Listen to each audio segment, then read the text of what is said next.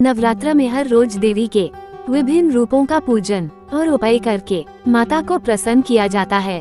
नवरात्र में पहले दिन से लेकर अंतिम दिन तक मां को उनका मनपसंद भोग लगाकर जरूरतमंदों में वितरित कर देने से मां का आशीर्वाद बना रहता है। पहला दिन मां शैलपुत्री। प्रथम नवरात्र में मां दुर्गा की शैलपुत्री के रूप में पूजा की जाती है। पर्वतराज हिमालय की पुत्री शैलपुत्री की पूजा करने से मूलाधार चक्र जागृत हो जाता है और साधकों को सभी प्रकार की सिद्धियां स्वतः ही प्राप्त हो जाती हैं। मां का वाहन वृषभ है तथा इन्हें गाय का घी अथवा उससे बने पदार्थों का भोग लगाया जाता है।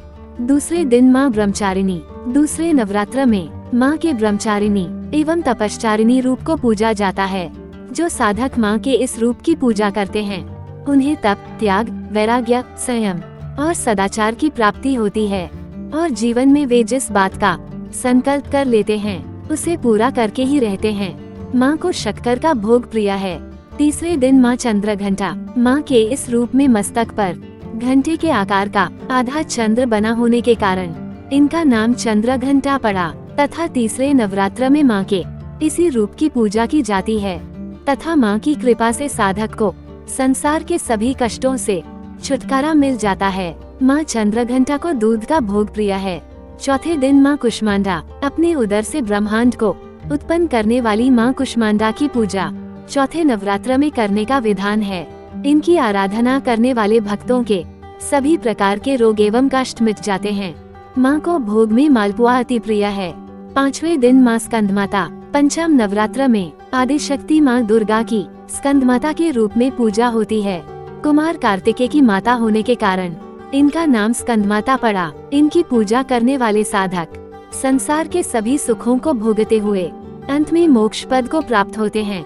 मां स्कंदमाता को केले का भोग अति प्रिय है। छठे दिन मां कात्यायनी। महर्षि कात्यायन की तपस्या से प्रसन्न होकर आदिशक्ति मां दुर्गा ने उनके घर पुत्री के रूप में जन्म लिया और उनका कात्यायनी नाम पड़ा। छठे नवरात्र में मां के इसी रूप की पूजा की जाती है। मां कात्यायनी को शहद अति प्रिय है। सातवें दिन मां कालरात्रि। सभी राक्षसों के लिए काल रूप बनकर आई मां दुर्गा के इस रूप की पूजा सातवें नवरात्र में की जाती है। मां के स्मरण मात्र से ही सभी प्रकार के भूत, पिशाच एवं भय समाप्त हो जाते हैं। मां की कृपा से भानु चक्र जागृत होता है और मां को गुड़ का भोग अति प्रिय है। आठवें दिन मां महागौरी। आदिशक्ति मां दुर्गा के महागौरी रूप की पूजा आठवें नवरात्र में की जाती है।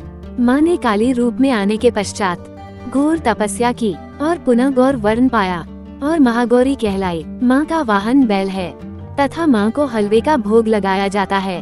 तभी अष्टमी को पूजन करके मां को हलवे पूरी का भोग लगाया जाता है। नौवें दिन मां सिद्धिदात्री। नौवें नवरात्र में मां के इस रूप की पूजा एवं आराधना की जाती है। जैसा कि नाम से ही स्पष्ट है, मां का ये रूप साधक को सभी प्रकार की रिद्धियां एवं सिद्धियां प्रदान करने वाला है। जिस पर मां की कृपा हो जाती है उसके लिए जीवन में कुछ भी पाना असंभव नहीं रहता। मां को खीर अति प्रिय है अतः मां को खीर का भोग लगाना चाहिए। तो भक्तों प्रेम से बोलिए जय माता दी। तो दोस्तों इसी तरह की अच्छी वीडियो के लिए चैनल को लाइक और सब्सक्राइब कर लीजिए। धन्यवाद दोस्तों।